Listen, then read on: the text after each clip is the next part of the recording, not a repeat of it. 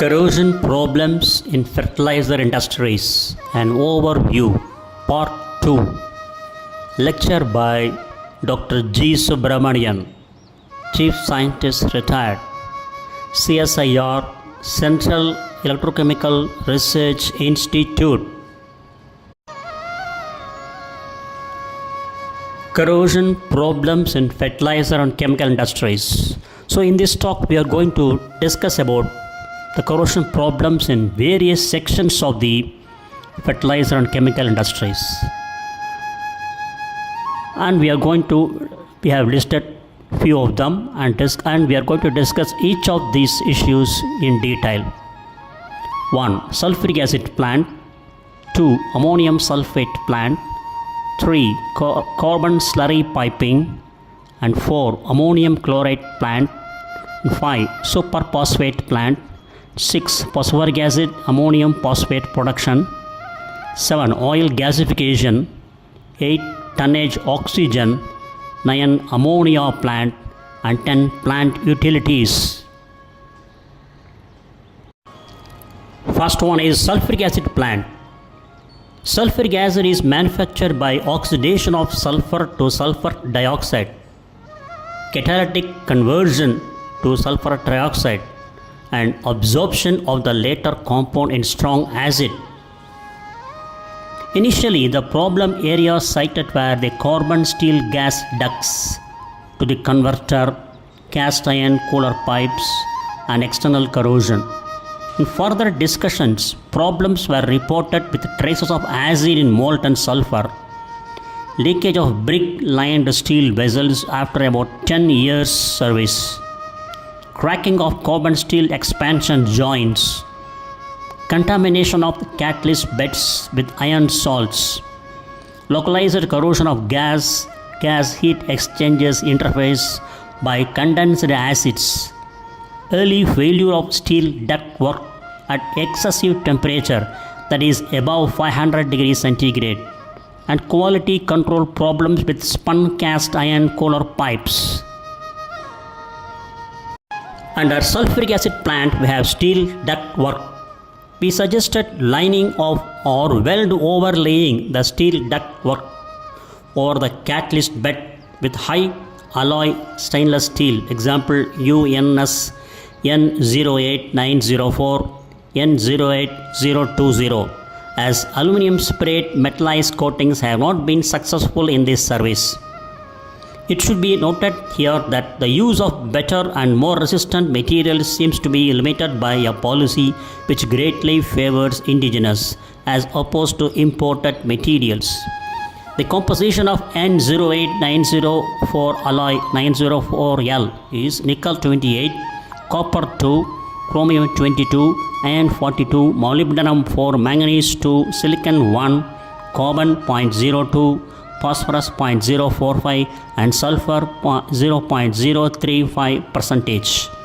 The composition of N08020 alloy, that is 20 columbium 3, nickel 34, copper 3, chromium 20, iron 35, molybdenum 3, manganese less than 2, chromium less than equal to 0.07, niobium less than equal to 0.1%, silicon less than equal to 1%, and phosphorus less than equal to 0.045%.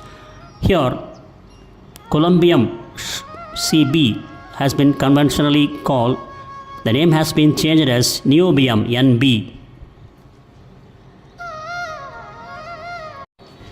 The next one is gas exchanges. We discouraged the proposed installation of hot dip aluminum coated steel tubing in this application. While such aluminum coated materials are used for high temperature sulfur dioxide applications, they do not resist sulfur trioxide condensed as sulfuric acid, where steel is subjected to temperature above 430 degrees centigrade. 1.05 chromium and 0.05 molybdenum alloy should be employed to resist high temperature metallurgical changes, example spheroidization of graphite. The next one is cast iron pipe. Although ductile cast iron is preferred for strong acid piping, it is not an indigenous material. The PDIL expert explained the necessary quality control measures required for good grade cast iron quality in centrifugally cast pipe at the foundry. Other problems were discussed in minor detail. It appears that the substitution of higher alloy materials, example N08020, in these services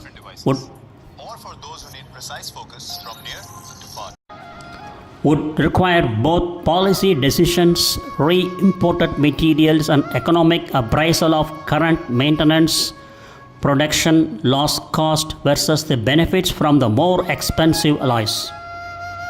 Technical literature was provided as copies of personal file material wise.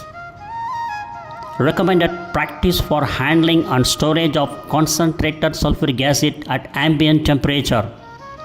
Materials of construction for handling sulfuric acid, and of the nickel Di bulletin CEB1 on corrosion resistance of nickel containing alloys and sulfuric acid or related compounds.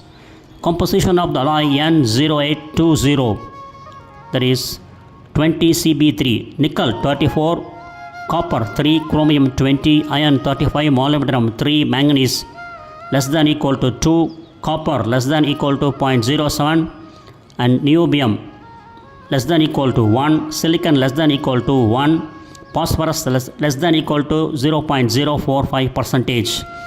Here conventionally columbium has been renamed as niobium. PDIL refers to Project Development India Limited. The second site is ammonium sulfate plant. Ammonium sulfate is manufactured by the direct reaction of anhydrous ammonia with sulfuric acid. The preliminary report indicated problems with the acid-fed piping to the reactors in another liquid system and assorted weld repair problems. In discussion with plant personnel and 4 specific problem areas were defined. They are as discussed in the further slides. Reaction feed system. In the reaction system acid feed loop, the injection piping, which projects into the recirculation piping, is S31600, externally sheathed in Teflon PTFE. This injection pipe is gradually corroded internally due to an exothermic reaction between the acid feed and the process stream. We recommended installing a slightly larger pipe section with both an external PTFE sheath to protect it from the abrasive slurry and an internal PTFE liner of interference fit to resist the corrosion in the exotherm area. An alternative high alloy material, that is N08020, is not indigenous in rod form, although equivalent castings, that is ACI CH7Mi alloy 20, are available. S31600 alloy, that is alloy 316, composition is chromium 17, nickel 13, molybdenum 3, manganese 2, silicon 0.75, phosphorus 0.045, carbon 0.03, sulfur 0.03, iron remainder. The next one is reaction feed system. The reaction product, which has been diluted with stream condensate, S31600 piping of smaller diameter has developed numerous leaks in the weld areas. This piping carries 40% ammonium sulfate and mother liquor having a free acid content of 2 to 3 grams per liter at a temperature of approximately 70 to 75 degrees centigrade. An S31603 low carbon grade would be preferred, but a selection of the S31600 pipe weld should be removed for metallurgical examination, as there are several possible corrosion mechanisms besides intergranular corrosion. A high alloy rod, example N08904, in a full penetration weldment would be preferred for maximum integrity. Composition of S31603 alloy, that is 316L. L means low carbon. Chromium 17, nickel 12, molybdenum 3, silicon 1, manganese 2, carbon 0.03, phosphorus 0.04 and iron remainder. The composition of N08904 alloy, that is 904L, low carbon. Nickel 28, copper 2, chromium 22, iron 42, molybdenum 4, manganese 2, silicon 1, carbon 0.02, phosphorus 0.045% and sulfur 0.035%. Crystallizer cone. Cracking has occurred in internal compounds of the crystallizer cone after about 10 years service. This is apparently due to the mechanical fatigue rather than stress corrosion cracking. As the cracks are reported to be readily amenable to weld repair, that is, there is no attendant running of the cracks during welding.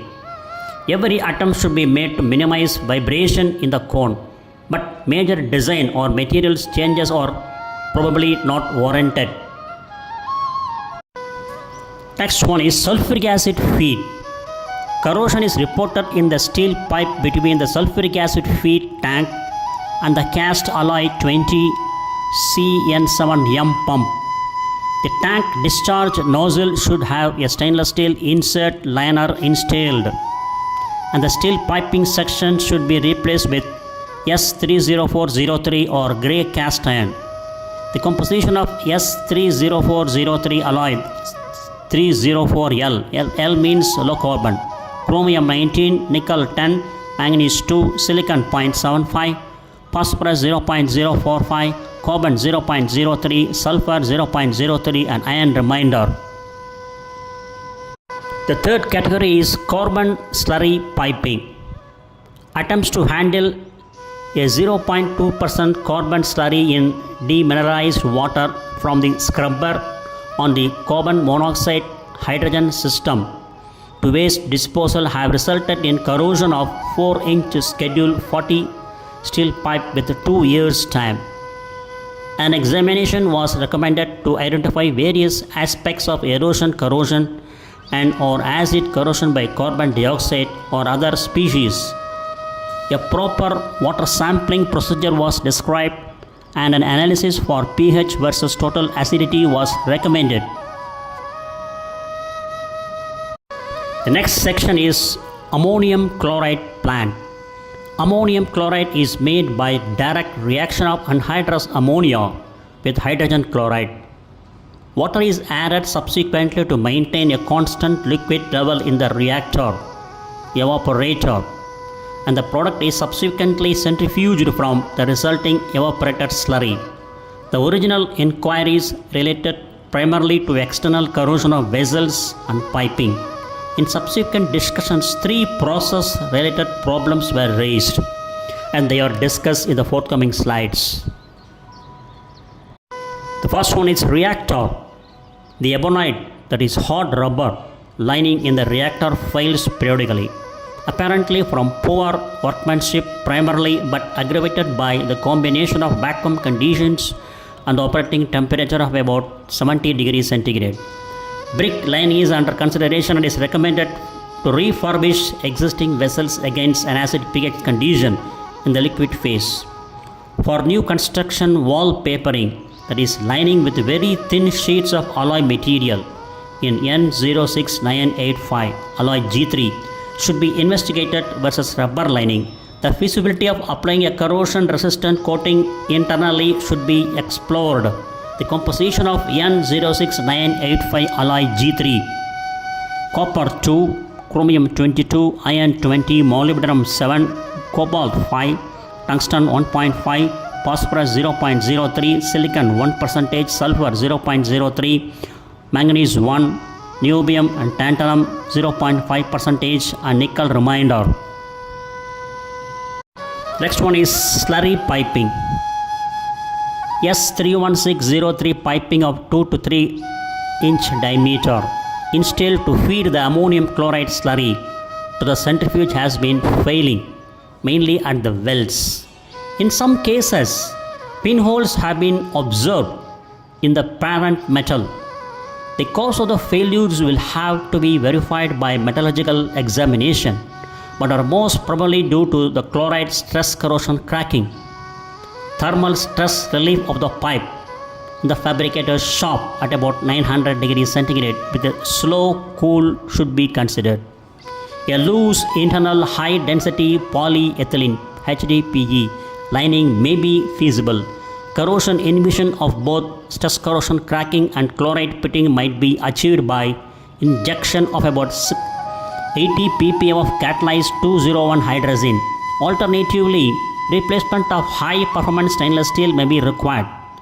S31603 alloy 316L. L stands for low carbon.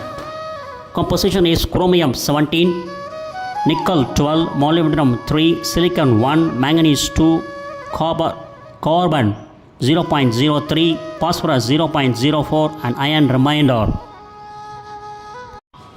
Next one is centrifuge. An S31603 centrifuge is failing by chloride pitting after about 4 years service, while its perforated screens suffer erosion and abrasion. As previously indicated, oxygen scavenging may eliminate the pitting. Eroded screen might be replaced with S15700, a molybdenum bearing precipitation hardening stainless steel. For new equivalent, we should suggest purchase of the machine in a high performance austenitic alloy, example S31254, N08904, N08028 if possible. Composition of the alloys S31603, that is 316L low carbon chromium 17, nickel 12, molybdenum 3, silicon 1, manganese 2, carbon 0.03, phosphorus 0.04% and iron remainder. Composition of S15700 alloy, that is 15-7 molybdenum, chromium 15, nickel 7, molybdenum 3, carbon 0.09, silicon less than equal to 1, manganese less than equal to 1, phosphorus 0.04, sulfur less than equal to 0.03%, aluminium 1 and iron remainder. Composition of S31254 alloy, that is 254SMO, chromium 20, nickel 18, molybdenum 6, carbon 0.01, nickel 0.2, iron remainder. Composition of N08028 alloy, that is alloy 28, nickel 31, chromium 27, molybdenum 4, copper 1, manganese 2, carbon less than 0.03, silicon less than 1, phosphorus 0.03, sulfur 0.03, iron remainder. External corrosion of steel from general corrosion in the ammonium chloride plant as well as of stainless steel from external stress corrosion cracking, shortly called ESCC, is best effected by application of heavy duty catalyzed epoxy or other suitable coatings. The fifth one is superphosphate plant. The only problem reported in this process is corrosion of lead-lined steel tanks and lead piping by corrosion in 65%, 67% sulfuric acid at about 80 degrees centigrade. This may be due to exceeding the limiting concentration temperature parameters for lead as well as velocity and turbulence effects, that is erosion corrosion.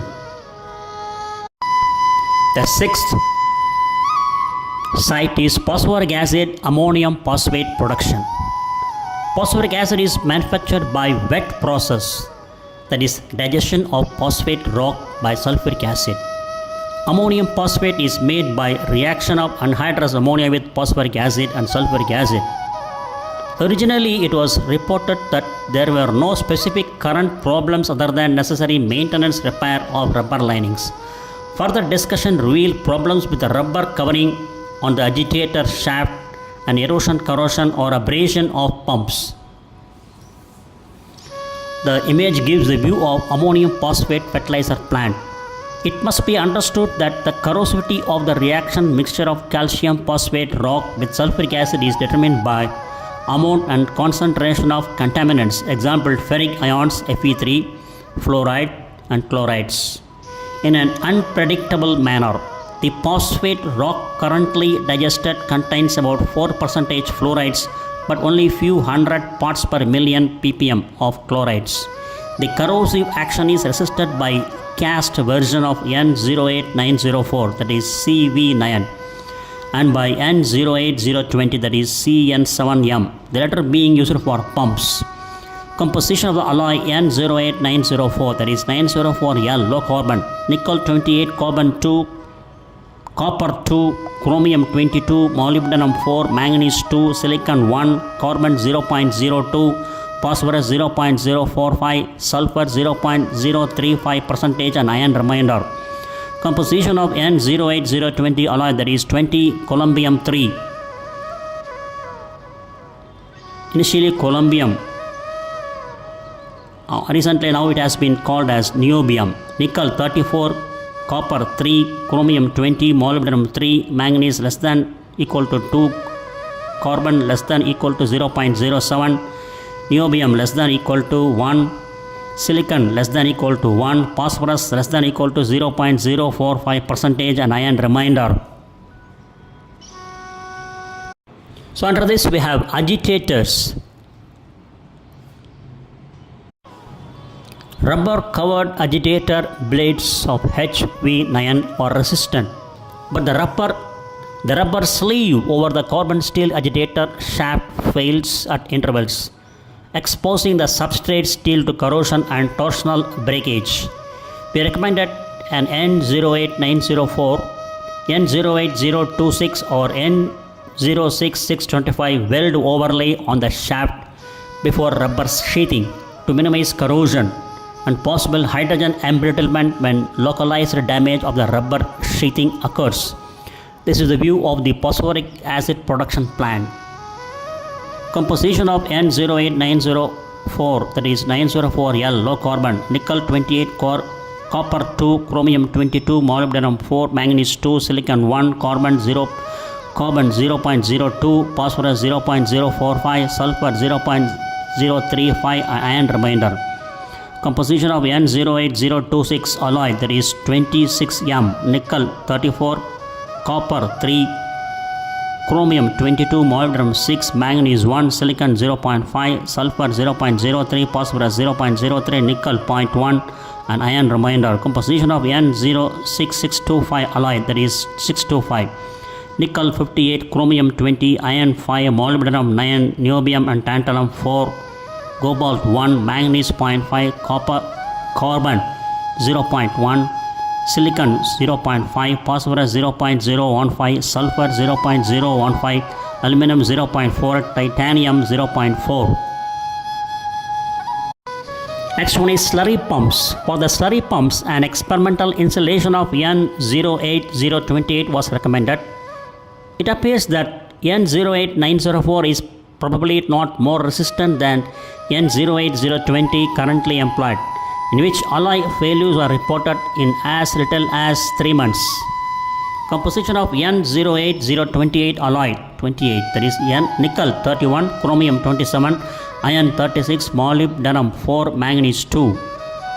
N08904 alloy, that is 904L, low carbon, nickel 28, copper 2, chromium 22, molybdenum 4, manganese 2, silicon 1, carbon 0.02, phosphorus 0.045, sulfur 0.035 and iron remainder.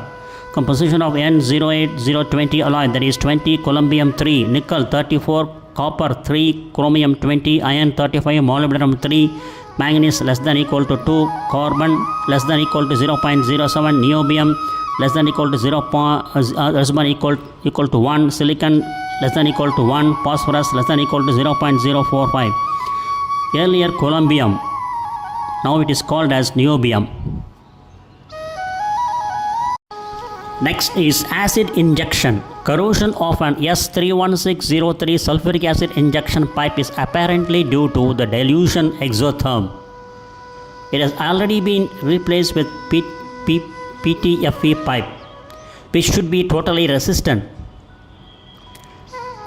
S31603 alloy, that is 316L, low carbon chromium 17, nickel 12, molybdenum 3, silicon 1, manganese 2, carbon 0.03, phosphorus 0.04% and iron remainder. And next one is BP scrubber. The teak wood hydrofluoric acid scrubber is reportedly satisfactorily.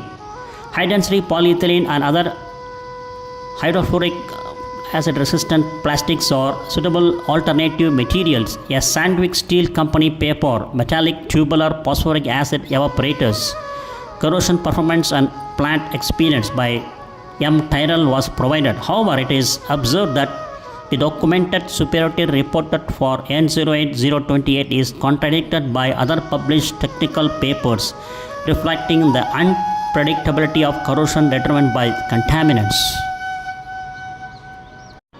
The seventh site is oil gasification. In this process, naphtha is oxidized with the steam and the steam is reduced, forming carbon monoxide and hydrogen. The carbon monoxide is subsequently oxidized to carbon dioxide. The preliminary report had indicated no problems, but further discussions revealed four major concerns, which are addressed in the forthcoming slides. Under this, first one is oil steam preheater. In the preheater, erosion of steel coils occurs within 3 years' time, reportedly due to the erosive action of carbon particles recycled in the process. Since it apparently is not feasible to eliminate this condition by more complete oxidation, replacement with S30400 piping may be a solution. It was suggested that an experimental installation of an S30400 piping segment be made, joining the stainless steel to the steel with an N06600 type electrode to determine whether such a material change would be cost effective.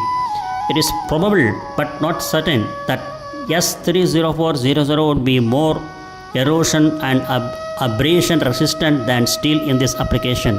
So the image is the view of the oil preheaters. We also discuss further the erosion corrosion of steel piping in waste stream.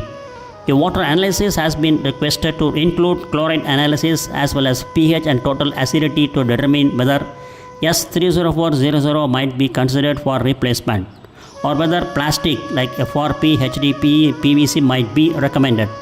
Composition of S30403 alloy 304L low carbon, chromium 19, nickel 10, manganese 2, silicon 0.75, phosphorus 0.045, carbon 0.03, sulfur 0.03, iron remainder. The composition of N06600 alloy, that is 600, nickel 76, chromium 15, iron 7, manganese 1, silicon 0.5, phosphorus 0.045, carbon 0.15, silicon 0.015. And category B under this is high pressure scrubber. In the high pressure water scrubber, in which carbon dioxide is partially removed from hydrogen, the steel vessel and aluminum trays are resistant. However, the steel tails piping wise 18-inch pipe of 0.5 inch wall thickness had about 5-year life. A bronze pump has suffered only minor corrosion in 18 years. For various reasons, example adverse effects of chromates on bronze under acidic conditions, galvanic effects of aluminium liners, there is probably no cost-effective alternative to steel since the pressure is too great for FRP. However, it would be worthwhile to check on possible use of a light gauge stainless liner. Next one is MEA system. A conventional 15% monoethanolamine MEA acid gas removal system is used to remove lost vestiges of carbon dioxide from hydrogen. S30400 tubes were employed in solution heat exchanger before the stripping still, as well as in the reboiler. The impeller of the circulating pump is also stainless steel. Corrosion of the steel absorber tails piping and the pump vault is reported after 10 years service. We reviewed the suggested operating conditions for such systems. Example, maximum recommended mole ratio of carbon dioxide MEA is 0.3 versus the reported 0.4. The possible formation of heat stable and corrosive degradation products and use of vanadate-based corrosion inhibitors. However, there appear to be no serious concern as the system is currently operated. Lastly, better painting systems, example epoxy based in lieu of alkyd or oleoresinous paints which later deteriorate rapidly in the presence of ammonia releases, should be investigated. Serious external corrosion was reported on steel equipment and structures which had suffered damage to the paint systems. Composition of S30403 alloy, that is 304L low carbon, chromium 19, nickel 10, manganese 2, silicon 0.75, phosphorus 0.045, carbon 0.03, sulfur 0.03, iron remainder. The eighth site plant problem is tonnage oxygen. The air separation and gas separation units are cryogenic operations involving the production of liquid oxygen. Materials, example copper, aluminium and austenitic stainless steels, are selected for their good low temperature impact properties. Under this we have air separation. In the air separation unit, a copper Y connection failed after 15 years service, apparently due to work hardening by cyclic pressure at the operating temperature of 180 degrees centigrade. We concurred in a replacement in S30400 which has superior mechanical properties at low temperature. S30403 alloy, that is 304L low carbon, chromium 19, nickel 10, manganese 2, silicon 0.75, phosphorus 0.045, carbon 0.03, sulfur 0.03 and iron remainder. Next is gas separation. In the gas separation unit, gas plate and frame aluminum heat exchangers have developed weld leaks after 15 to 20 years. Organ shielded repair welds are not holding. The defects are probably due to thermal cycling in service. Replacement in kind is recommended. There has been some corrosion of aluminium equipment due to entrainment of trace amounts of caustic, but it is believed that proposed new cyclone separator will eliminate this problem. The next factor is external corrosion. As always in cryogenic plant, there is significant corrosion of steel items subject to thawing of rim ice from atmospheric condensation. Conventional painting systems will not withstand this type of atmospheric exposure. Recommendations for an appropriate heavy-duty industrial coating should be solicited. It should be noted that the heavy-duty catalyzed epoxy coatings require a white metal surface for application, as by sandblasting, which possesses problems in maintenance painting in some areas. Coatings which can be applied over hand prepared surfaces, example aluminum pigmented water-cured urethanes or other suitable systems may be required. The ninth site is ammonia plant. The preliminary report had been that only external corrosion of steel equipment was of concern in and around the ammonia plant. However, 6 other topics arose in further discussion and they are highlighted. They are discussed in length in the forthcoming slides. Under the ammonia plant, the first one is naphtha piping. Pitting corrosion of 2-inch schedule 80 steel pipe has occurred in scrubbed naphtha service after some 15 years service at 150 degrees centigrade. This may be due to disruption of otherwise protective sulfide films formed by traces of hydrogen sulfide due to contamination with organo-lead compounds in the naphtha. There are no economical alternative materials of construction. Under ammonia plant, the second category is ammonia recovery column. The steel rastic ring packing in the ammonia recovery column suffers corrosion in the 10% ammonia water solution, which is heated by steam injection to 200 degrees centigrade at 24 atmospheres pressure. Customarily, extra packing is added to the top of the column, that is to replace that lost by corrosion. During a simple outage that involves no lost production, We believe the corrosion to be due to the traces of carbon dioxide from the steam or other modes of ingress, forming traces of ammonium carbamate, that is a common problem in ammonia recovery systems. He suggested that the operating people explore the use of stainless steel packing of any available grade subject to a cost-benefit analysis. The third problem under ammonia plant is ammonia pipeline.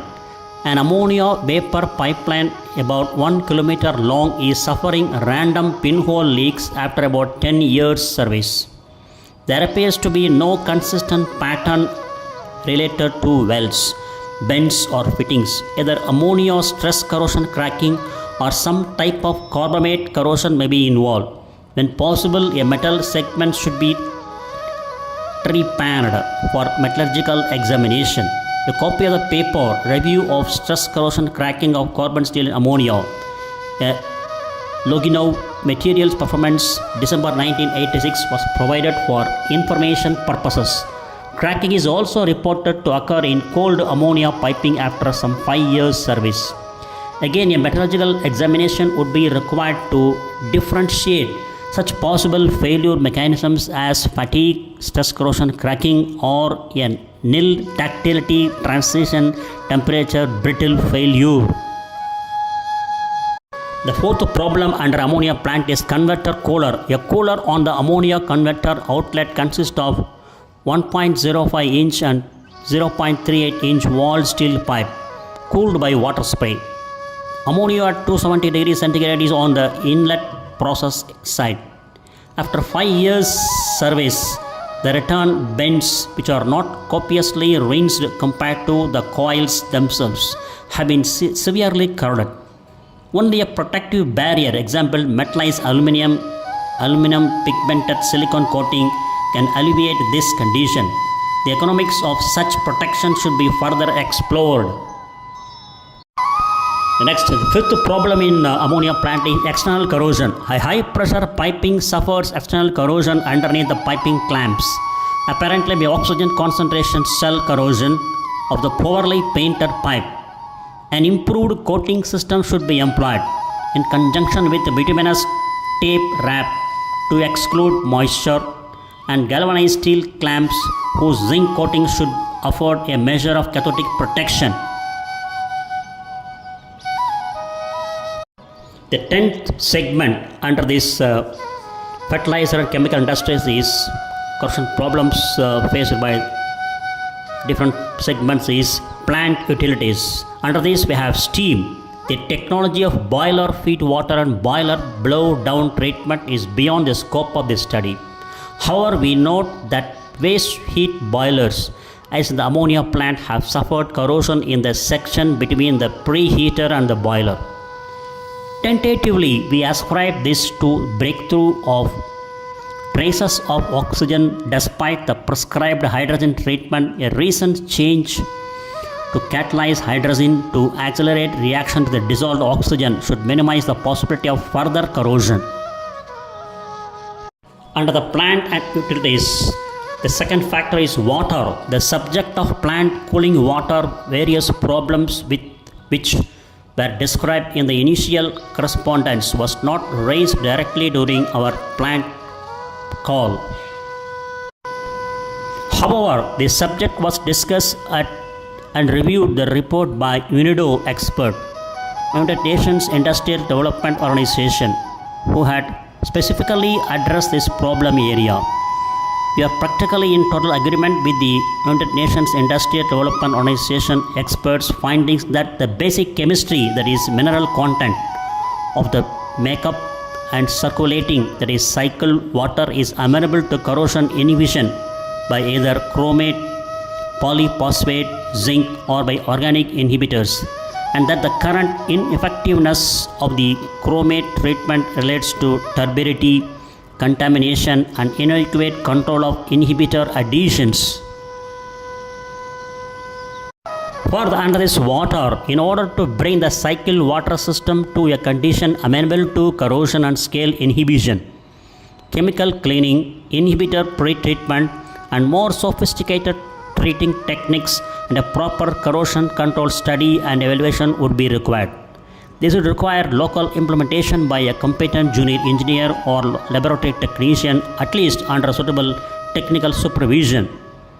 Unless the system is thoroughly cleaned and kept free of biomasses and other insoluble materials which prevent free access of the treatment to the steel surface, changes in inhibitor concentration or type will be of no avail.